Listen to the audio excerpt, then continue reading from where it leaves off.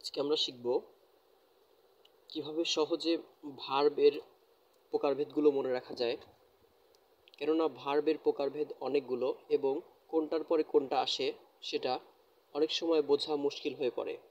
আজকে আমরা খুব সুন্দর একটি ট্রিক দিয়ে সেগুলো মনে রাখব। সে ট্রিকটি হচ্ছে ভার্ব।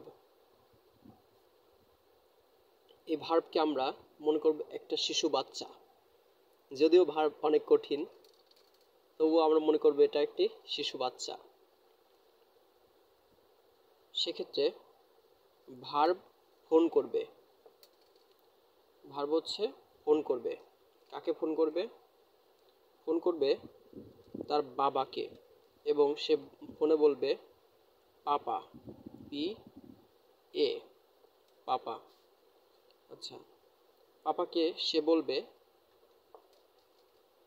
টিল, অর্থাৎ সে আকাশের চিল দেখতেছিল। এ সময় ছোট যেহেতু বাচ্চা, সেক্ষেত্রে সে বলতে পারবে না সেটা চিল, সে বলবে টিল, TIL।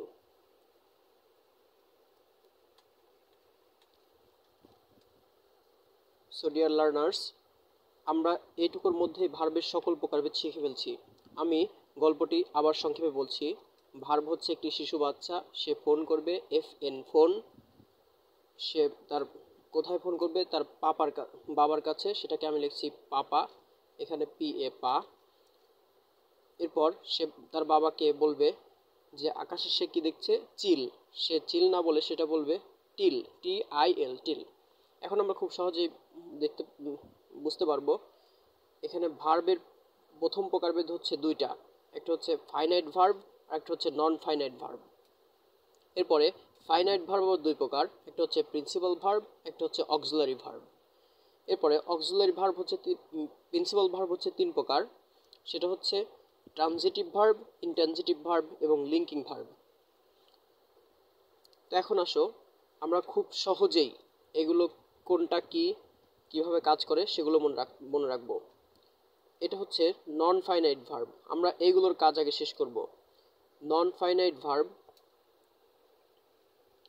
এখানে নন ফাইনাইট ভার্বকে আমরা মনে রাখতে পারি international PG hospital, PG hospital. PG hospital তো আমরা সবাই চিনি। এটা হচ্ছে ইন্টারন্যাশনাল পিজি হসপিটাল। এটা দিয়ে আমরা কীভাবে মনে রাখবো?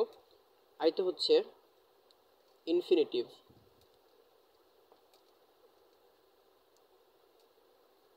ইনফিনিটিভ অর্থাৎ টু যুক্ত ভার্ব, টু প্লাস ভার্ব। আমি সবগুলো এক একটা সেপারেট ভার্বকে নিয়ে আলাদা আলাদা ভিডিও তৈরি করব। এই ভিডিওতে যেহেতু আমি শুধু ভার্ব এর প্রকারভেদগুলো কীভাবে মনে রাখা যায় সেটা নিয়ে আলোচনা করছি, সেক্ষেত্রে আমি বিস্তারিত আলোচনা করব না। পিতে হচ্ছে পার্টিসিপল, পার্টিসিপল, এবং জিতে হচ্ছে জিরান্ড।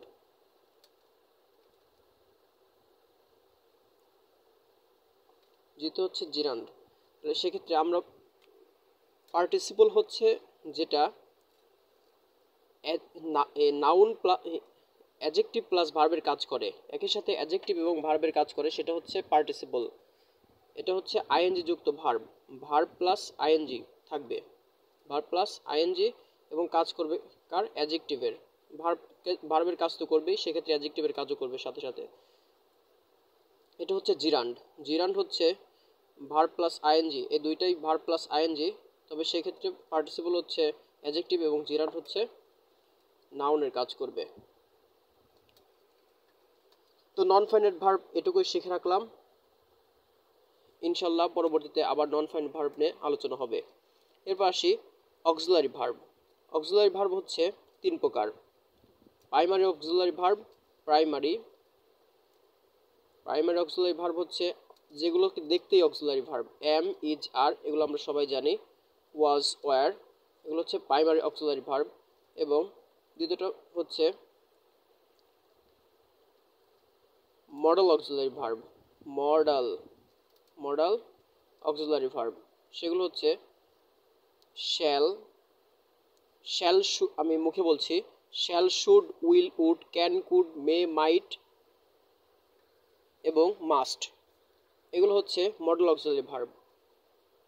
এবং আরেকটি রয়েছে, সেটা হচ্ছে semi auxiliary verb. Semi auxiliary verb সেগুলো হচ্ছে need, dare, ought to, used to, ought to, OUGHT,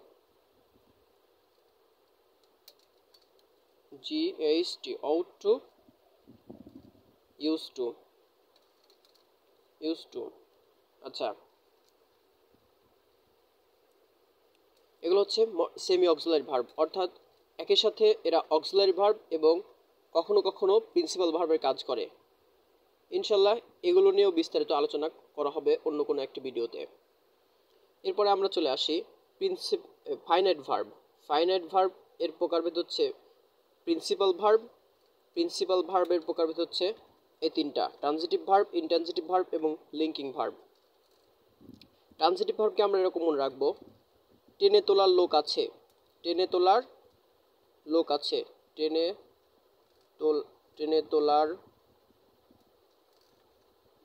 আছে। অর্থাৎ ট্রানজিটিভ ভার্বের অবজেক্ট আছে। এখান থেকে আমরা মনে রাখবো ট্রানজিটিভ ভার্বের অবজেক্ট আছে, এবং তাহলে সেক্ষেত্রে ইনট্রানজিটিভ ভার্বের অবজেক্ট নাই। তাহলে ইনট্রানজিটিভ ভার্বের অবজেক্ট নাই।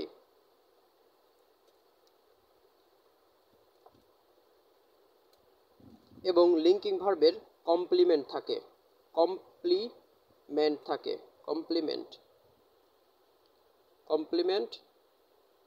কমপ্লিমেন্ট থাকে।